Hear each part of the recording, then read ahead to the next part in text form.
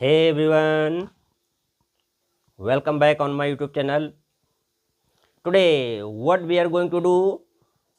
Today, we are going to practice causative verbs. Causative verbs क्या होता है? Causative verbs होती हैं कारक क्रियाएं, इंग्लिश में होती हैं, इंग्लिश ग्रामर में कारक क्रियाएं।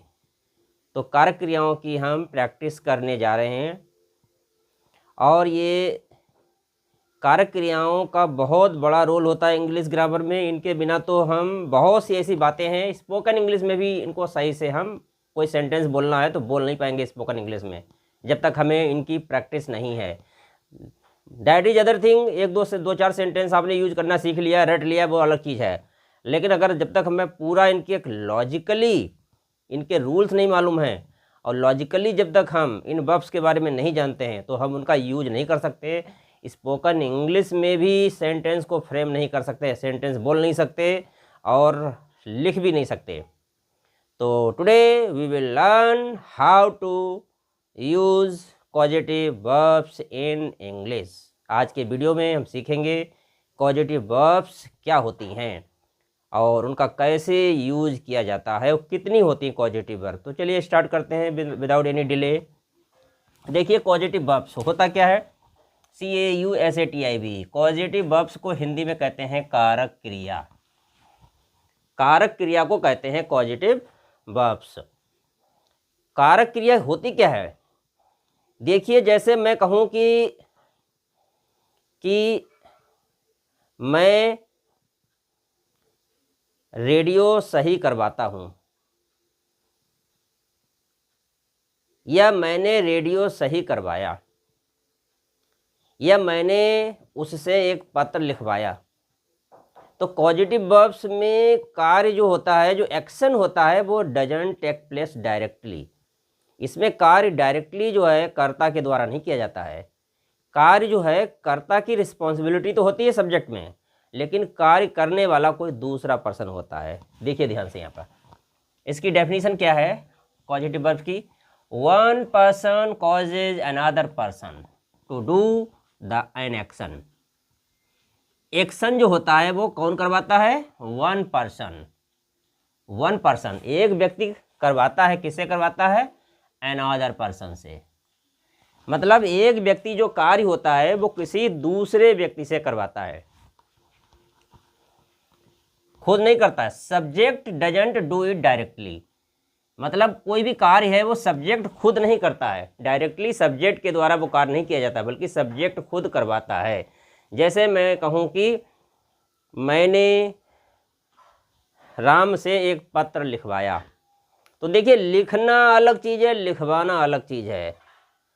अगर हम कहें कि मैंने एक पत्र लिखा है, बहुत आसान है, आप बना सकते हैं, इसको ट्रांसलेट कर सकते हैं इंग्लिश में, स्पोकन इंग्लिश में बोल भी सकते हैं, लिख भी सकते हैं।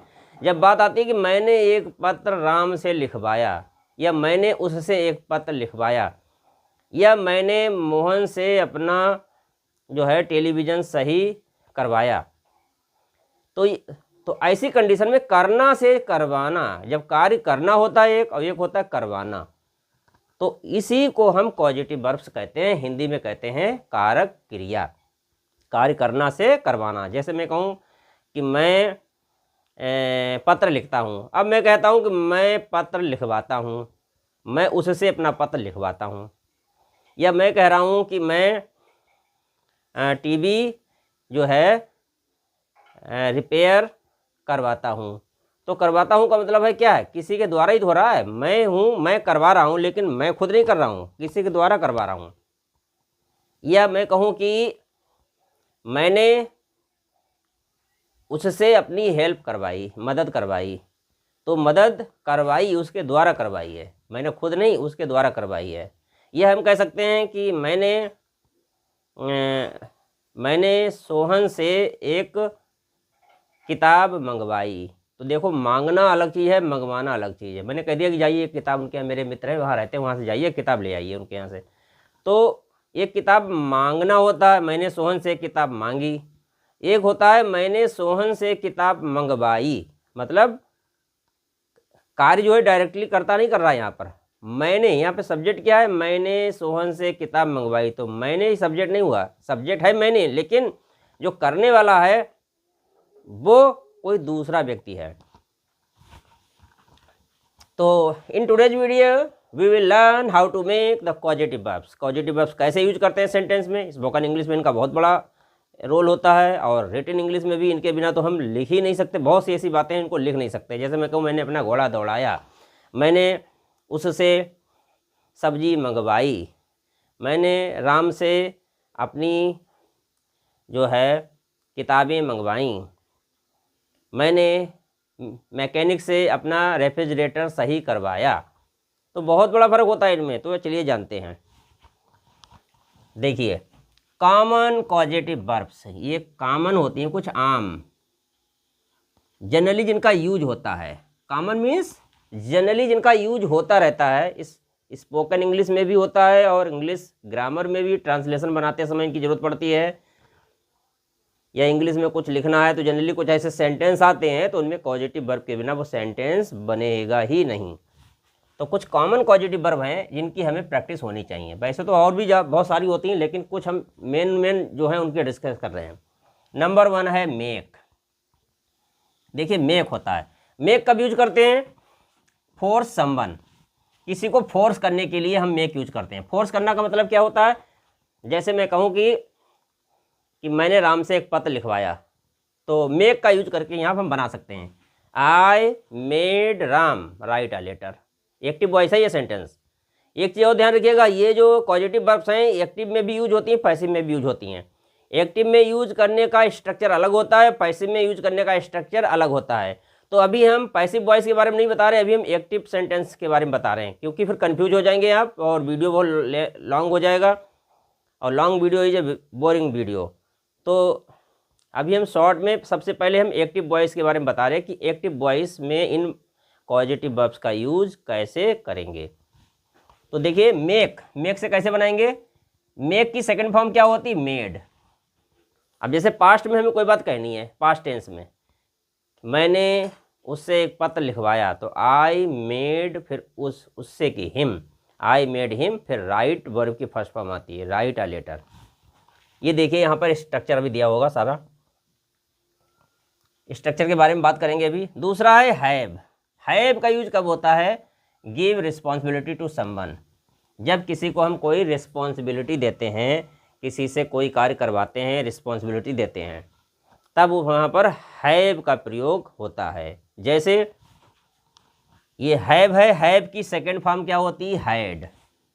तो जब हम इसका सेंटेंस बनाएंगे, पास्ट टेंस में बना रहे हैं सेंटेंस, तो पास्ट टेंस में बनाएंगे तो हैव का क्या हो जाएगा? हैड हो जाएगा इसका, हैड। तो कैसे बनेगा? आई हैड, देखिएगा, I had the mechanic, I had the mechanic repair my cooler. I had the mechanic, had के बाद क्या आया? वर्ब की फर्स्ट फॉर्म। हैड के बाद सब्जेक्ट आया, सब्जेक्ट कौन सा? Mechanic. I had the mechanic, फिर रिपेयर माई कूलर। रिपेयर कौन सी वर्ब हुई? रिपेयर यहाँ पर बेस वर्ब है, मेन वर्ब है, मेन वर्ब की फर्स्ट फॉर्म है। लेकिन हैड कौन सी हो गई? हैड हो गई पॉजिटिव वर्ब। तो इस प्रकार के सेंटेंसेज में दो वर्ब होती हैं, एक पॉजिटिव वर्ब होती है, एक मेन वर्ब होती है। अब यहाँ पर जो हैड है ये मेन वर्ब का काम नहीं कर रही है, यहाँ पर ये पॉजिटिव वर्ब का काम कर रही है। नेक्स्ट है गेट। गेट क्या होता है? कन्विंस करने के लिए आता है, कन्विंस करने के लिए आता है। जैसे मैं कहूँ कि I got him to help me, मैंने उससे अपनी मदद करवाई। ये एक्टिव वॉइस का सेंटेंस है, I got him to help me. Got के बाद में टू लगता है। लेट क्या होता है? परमिशन देने के लिए आता है। जैसे कि the teacher let him go early, teacher ने उसे जाने दिया। कैसे जाने दिया? अर्ली, जल्दी जाने दिया। द टीचर लेट का तब यूज करते हैं जब परमिशन का मामला आता है, जब परमिशन देने से संबंधित है, तब वहाँ पर हम लेट का यूज करते हैं। नेक्स्ट है हेल्प। हेल्प करना का मतलब होता है असिस्ट करना, किसी की हेल्प करना। जैसे मैं कहूँ कि my mother helped me prepare my exam, my father helped me prepare my exam, मेरे पिताजी ने मेरी एग्ज़ाम की तैयारी करवाई। तो यहाँ पर हेल्प का यूज करके हम जो है सेंटेंस को फ्रेम करते हैं। तो यहाँ हेल्प क्या है, पॉजिटिव वर्ब है। अब देखिएगा यूज ऑफ मेक। सबसे पहले मेक का स्ट्रक्चर क्या है। जब हम मेक से सेंटेंस बनाएंगे तो मेक से कब बनाते हैं, जब किसी चीज़ को कोई फोर्स करते हैं, फोर्स समवन। इसका स्ट्रक्चर है, सबसे पहले आता है सब्जेक्ट प्लस मेक आएगा। मेक का मतलब मेक की सेकंड फॉर्म आ जाएगी। अगर पास्ट की बात है तो सेकंड फॉर्म आ जाएगी, अगर प्रेजेंट में ही है तो मेक का मेक ही रहेगा या मेक्स हो जाता है। ऑब्जेक्ट आएगा फिर उसके बाद बेस वर्ब। बेस वर्ब मतलब मेन जो वर्ब होती है उसकी फर्स्ट फॉर्म, जैसे वर्ब की फर्स्ट फॉर्म को कहते हैं बेस वर्ब। अब ये इसका एग्जाम्पल देखिए। एग्जाम्पल है, इसी स्ट्रक्चर के अकॉर्डिंग मुझे चलना है। सब्जेक्ट आएगा पहले, फिर मेक आएगा, फिर ऑब्जेक्ट आएगा, फिर बेस वर्ब। अब देखिए द टीचर, टीचर क्या हो गया, सब्जेक्ट। फिर मेड, मेक है, मेक ये आया मेक, मेक की हमने सेकंड फॉर्म कर दी मेड। क्यों कर दी, क्योंकि हम ये बात को पास्ट में कह रहे हैं, प्रेजेंट में नहीं कह रहे हैं, पास्ट में कह रहे हैं। अगर प्रेजेंट में कहना है तो मेक ही लगा सकते हैं, मेक्स को हो जाता है। तो द टीचर मेड, फिर आएगा ऑब्जेक्ट। ऑब्जेक्ट क्या है, द स्टूडेंट्स। ये स्टूडेंट ऑब्जेक्ट है, तो ये ऑब्जेक्ट है तो ये ऑब्जेक्ट हो गया। The teacher made the students. फिर स्टैंड, स्टैंड वर्ब की फर्स्ट फॉर्म आती है, ये लिखा है base verb. Base verb means verb की फर्स्ट फॉर्म। तो ये बन गया पॉजिटिव। इसका अर्थ क्या हुआ, the teacher made the students stand. Teacher ने छात्रों को खड़ा करवाया। खड़ा किया नहीं, देखिए टीचर ने छात्रों को खड़ा कर दिया, खड़ा नहीं किया, करवाया। खड़ा करवाया मतलब टीचर ने खुद काम नहीं किया, काम किसी के द्वारा हुआ। खड़ा करवाया, कैसे करवाया, की तैयारी कर रहे किसी हैं के तो द्वारा। नोट्स अवेलेबल हैं। जिस किसी को भी नोट्स की रिक्वायरमेंट है तो नोट्स आर अवेलेबल। इंग्लिश के केवल GIC lecturer, LT, TGT, PGT के नोट्स अवेलेबल हैं इंग्लिश के। द्वारा किसी को भेजकर बच्चों को निकलवाया बाहर और उनसे खड़ा करवा लिया। तो टीचर खुद तो नहीं गए बच्चों को खड़ा करवाने के लिए, टीचर ने किसी के द्वारा खड़ा करवाया। क्योंकि जब सेंटेंस को बोलते हैं तो बोलने से ही अंदाजा लग रहा था कि टीचर ने काम खुद नहीं किया। हाँ, रिस्पॉन्सिबिलिटी रही है, टीचर की जिम्मेदारी रही है कि उन्होंने बच्चों को खड़ा करवाया। तो the teacher made the students stand. Next देखिए यूज ऑफ हैव। हैव का यूज कब करते हैं, हैव का यूज करते हैं जिम्मेदारी में। जब किसी को कोई रिस्पॉन्सिबिलिटी दी जाए, किसी से कोई कार्य कराया जाए, रिस्पॉन्सिबिलिटी दी जाए, तो वहाँ पर हम हैव का यूज करते हैं। तो देखिएगा यहाँ पर यूज ऑफ हैव। स्ट्रक्चर इसका क्या है, मतलब बनाने का एक इसका लॉजिक क्या है। देखिए इस प्रकार के जो सेंटेंसेज हैं, जब हम लॉजिकली इन्हें हम बनाने के सीखेंगे तभी हम इनको बना सकते हैं। सोचने से और करने में बहुत बड़ा डिफरेंस होता है। वो अलग चीज़, दो चार सेंटेंस रट लिए अगर हमें आते हैं वो अलग चीज़। अदरवाइज इस प्रकार के सेंटेंस जब आते हैं तो हम कंफ्यूज हो जाते हैं, पजल्ड हो जाते हैं, अरे ये कैसे बनेगा। जैसे यहीं पर ये सेंटेंस आ रहे हैं कि हैव से बनाना है, स्ट्रक्चर है subject plus have plus object plus base verb. अब कैसे बनेगा हैव से, सी हैड द सर्वेंट। देखिए यहाँ पर हैव का ये सेकंड फॉर्म आ गई हैड, ये हैड सेकंड फॉर्म है। तो सी हैड, फिर सब्जेक्ट वो आ गया, ऑब्जेक्ट आ गया। ये द सर्वेंट क्या है, ऑब्जेक्ट है।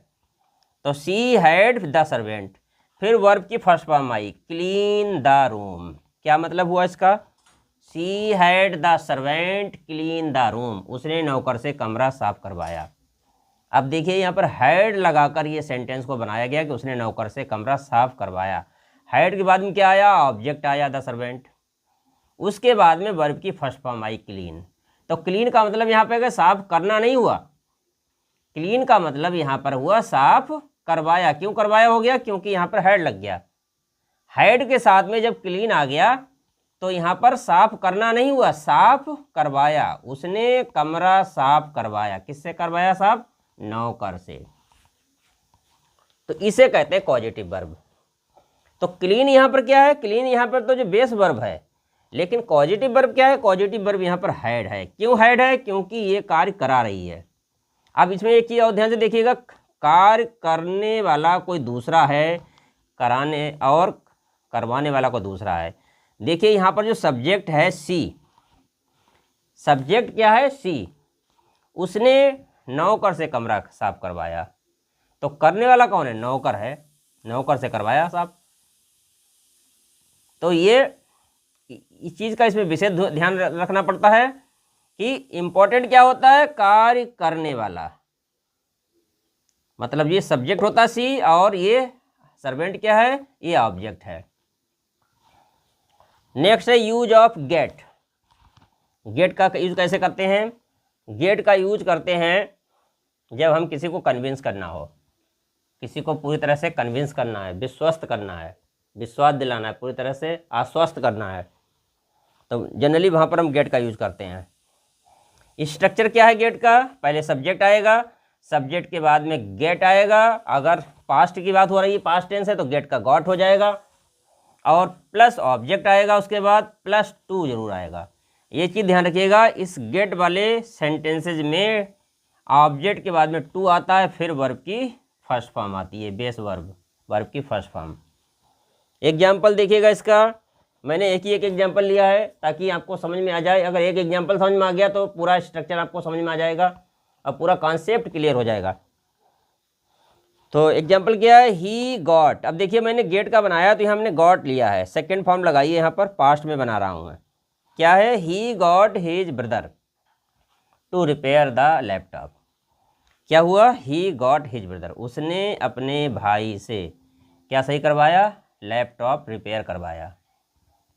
तो यहाँ पर गॉट आया है, ये सेकेंड फॉर्म है, तो पास्ट में हो गया ये कि उसने अपने भाई से लैपटॉप रिपेयर करवाया। करवाया मतलब पास्ट की बात हो गई, एक्टिव सेंटेंस है। ये सारे सेंटेंस एक्टिव हैं, एक्टिव के बारे में ही बता रहा हूँ मैं, पैसिव नहीं बता रहा हूँ। तो ही गॉट, फिर हिज ब्रदर क्या हो गया? ऑब्जेक्ट, फिर टू, इसके बाद में टू जरूर लगेगा गॉट के बाद में। ये गॉट वाला सेंटेंस है, इसमें टू जरूर आता है। टू के बाद में वर्ब की फर्स्ट फॉर्म आती है रिपेयर, रिपेयर द लैपटॉप। तो इस चीज़ को ध्यान रखिएगा, गॉट वाले वाक्यों में ऑब्जेक्ट आएगा, ऑब्जेक्ट के बाद में टू जरूर आएगा, टू के बाद वर्ब की फर्स्ट फॉर्म आएगी, और फिर अदर चीज़ें। अदर चीज़ों में क्या है? The laptop. Next use of let. अब देखिए लेट का मतलब क्या होता है? लेट मीन्स होता है परमिशन देना या अलाउ करना। परमिशन देने के लिए कहते हैं, अलाउ करने के लिए कहते हैं। इसका स्ट्रक्चर क्या है? स्ट्रक्चर ये है, सब्जेक्ट आएगा पहले तो सब्जेक्ट, सब्जेक्ट प्लस लेट आ जाएगा। हाँ एक चीज़ और ध्यान रखिएगा, लेट की तीनों फॉर्म एक जैसी होती हैं, लेट, लेट और लेट, फर्स्ट सेकेंड थर्ड तीनों जैसी होती हैं। तो subject plus late plus object आएगा, और plus base verb. Base verb means verb की फर्स्ट फॉर्म। तो इसका एग्जाम्पल देखिएगा, the teacher let the students go early. Teacher ने, लेट मीन्स दिया, जाने दिया, टीचर ने स्टूडेंट्स को जाने दिया। कैसे जाने दिया? जल्दी। अर्ली मीन्स जल्दी, ये भी एक्टिव वॉइस है। यहाँ पर लेट का यूज किया गया है, और लेट यहाँ पर पास्ट टेंस में मानिए आप, ये फर्स्ट फॉर्म में नहीं है, पास्ट टेंस में है। अगर फर्स्ट फॉर्म में होता तो यहाँ लेट्स आता, लेट क्यों आता? लेट्स आता, ऐसा लगता। तो ये पास्ट टेंस में है, द टीचर लेट, लेट के बाद ऑब्जेक्ट आ गया द स्टूडेंट्स, फिर ये वर्ब आई फर्स्ट फॉर्म। एक चीज और ध्यान रखना है, लेट के बाद में जो भी वर्ब आती है उसके साथ टू नहीं आता है, मतलब इन्फिनेटिव नहीं आता है। जैसे हम कहें कि यहाँ पर टू गो आए तो टू गो नहीं आएगा, एक्टिव में नहीं आता ये। नेक्स्ट है यूज ऑफ हेल्प। अब हम बात करते हैं अगला जो है यूज ऑफ हेल्प। अगला पॉजिटिव वर्ब है हेल्प। तो हेल्प कब यूज करते हैं? हेल्प यूज करते हैं उस कंडीशन में जब हम किसी का थोड़ा असिस्टेंस देने जा रहे हैं, किसी थोड़ा सपोर्ट कर रहे हैं किसी चीज़ में, या थोड़ी मतलब किसी चीज़ में हाथ लगा दिया, हमने कहते हैं थोड़ा सहारा दे दिया, तो वहाँ पर कंडीशन में हम हेल्प का यूज करते हैं। स्ट्रक्चर क्या है इसमें? हेल्प भी एक प्रकार की पॉजिटिव वर्ब है। स्ट्रक्चर है सब्जेक्ट आएगा पहले प्लस हेल्प, या हेल्प से आप हेल्प्ड कर सकते हो, पास्ट की बात हो रही तो हेल्प्ड हो जाएगा, प्लस ऑब्जेक्ट आएगा, ये ऑब्जेक्ट आएगा इसके बाद में, ऑब्जेक्ट के बाद में प्लस वर्ब, वर्ब की फर्स्ट फॉर्म आएगी। तो इसका एग्जाम्पल क्या होगा? इसका जो एग्जाम्पल होगा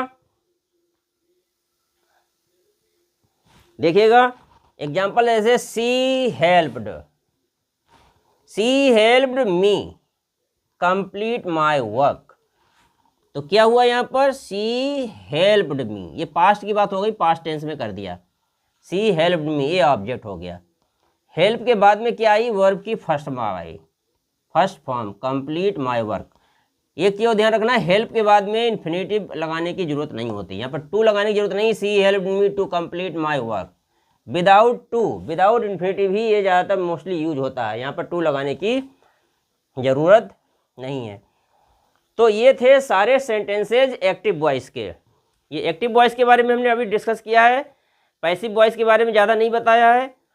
चलिए एक दो सेंटेंस पैसिव वॉइस के बारे में डिस्कस कर लेते हैं, लेकिन हम नेक्स्ट वीडियो बताएंगे तो उसमें पूरी तरह से हम पैसिव के बारे में ही बात करेंगे।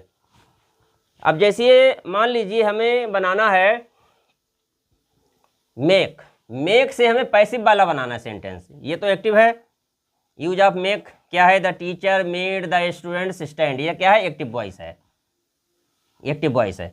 इसका अगर हमें पैसिव बनाना है तो पैसिव कैसे बनेगा, तो पैसिव बनाने के लिए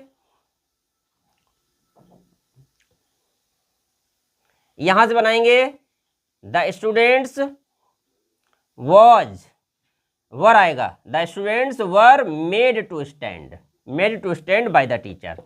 एक चीज ध्यान रखिएगा, पैसिव में मेड के बाद में टू जरूर लगता है, तो इसका पैसिव कैसे बनेगा, ये तो हो गया active voice, the teacher made the students stand. अगर इसका पैसिव बनाना है तो the students were made to stand, the students were made to stand और बाय द टीचर। तो मेड के बाद में टू जरूर लगेगा पैसिव वॉइस में। ऐसे ही हैड का भी हम बता दे रहे हैं आपको, एक हैड का एग्जांपल दे रहे हैं। हैड का ले लीजिए, जैसे हैव है, हैव से हैड हो जाता है, तो हैड का एग्जांपल यहाँ पर देखिए है, she had the servant clean the room है, तो ये तो एक्टिव वॉइस है, इसे एक्टिव वॉइस कहेंगे। अब इसका अगर हमें पैसिव बनाना है तो क्या करना है, तो पैसिव बनाने के लिए हम हैड के बाद में तो सी हैड द रूम और क्लीन्ड कर देंगे, ये सर्वेंट हटा देंगे, सी हैड फिर द रूम और क्लीन की थर्ड फॉर्म आ जाएगी, यहाँ पर क्लीन्ड हो जाएगा इसका। फिर सुन लीजिए ध्यान से, सी हैड फिर आ जाएगा ऑब्जेक्ट द रूम के बाद क्लीन का क्लीन्ड आ जाएगा। लिखना चाहो तो बाद में लिख दो बाय द सर्वेंट, ना लिखो तो वो भी कोई बात नहीं, लिखना चाहो तो लिख दो बाय द सर्वेंट, तो पैसिव बन जाएगा। तो ये रहा आज का topic. We discussed about how to use causative verbs in English grammar, and we learned how to make a use of causative verbs in English grammar in translation and in framing the sentences. So they are very useful in practical life, in spoken English as well as in written also. So we should think very logically to have very full command over these type of verbs. अगर हमें अच्छा command रखना है इस प्रकार की verbs पर, तो हमें थोड़ा इनका प्रैक्टिस करना होगा और लॉजिकली इनके बारे में हमें समझना होगा। मतलब ये नहीं सोचना कि अरे इनमें क्या होता है तो कुछ नहीं है, ये तो ऐसे ही हो जाएंगी, वो अलग चीज़ है। लेकिन अगर हम इनको सही से अगर इनकी प्रैक्टिस करना चाहें, क्योंकि इसमें बहुत टाइप के सेंटेंस बनते हैं, स्ट्रक्चर बहुत स्ट्रक्चर होते हैं, ये तो मैंने आपको अभी लिमिटेड ही बताए हैं। तब कभी कोई सेंटेंस सामने आ जाता है तो हम कंफ्यूज हो जाते हैं, समझ नहीं आता ये बनेगा कैसे, जब तक हम लॉजिकली जो है उस पर हम नहीं सोच पाते हैं या हमने अच्छी तरह से उसकी प्रैक्टिस नहीं की है। तो मिलते हैं नेक्स्ट वीडियो में। Thanks for